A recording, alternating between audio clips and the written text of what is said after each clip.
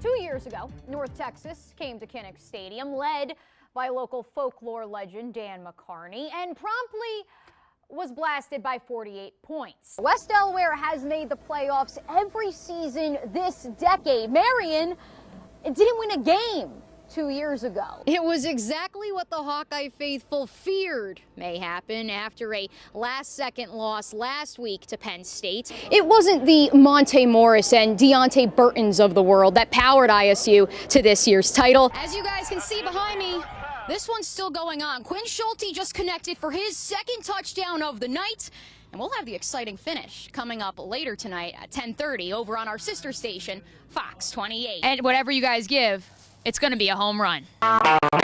Hey, thanks, Zach. I'm joined by the voice of the Hawkeyes, Mr. Gary Dolphin, to break down this year's Outback Ball. Almost heaven, West Virginia. Blue Ridge Mountains, Shenandoah River, country roads take us home to the place the clones sure looked like they didn't belong.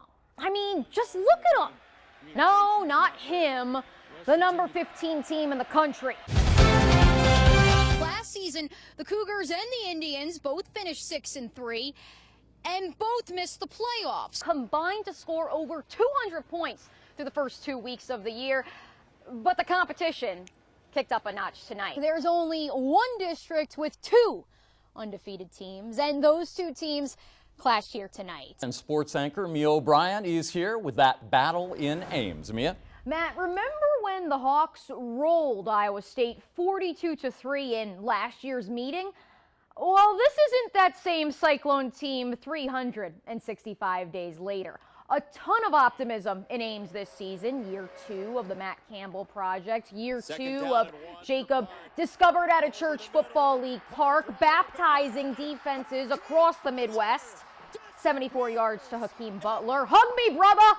Cyclones up 7 with under 5 to go. Better put a shirt back on, boys, because here come the Hawkeyes. Jordan Spieth entered the day 2 strokes back, but he put in some work on Labor Day.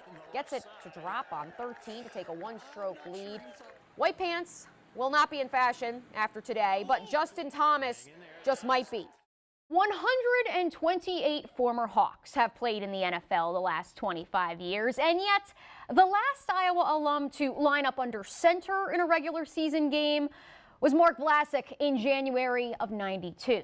I wasn't alive then, neither was C.J. Beathard, but he had a chance to end that drought this afternoon.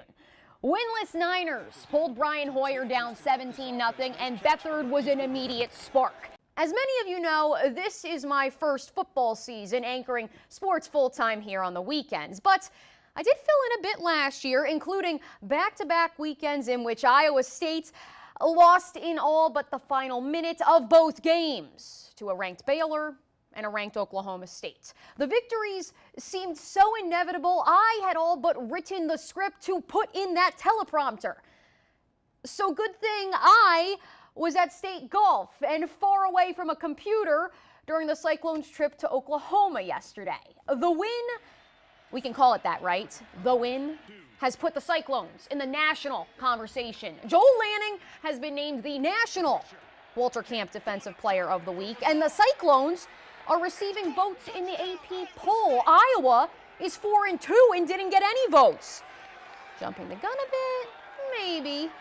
That can happen when you beat a blue blood for only the 3rd time since 1962.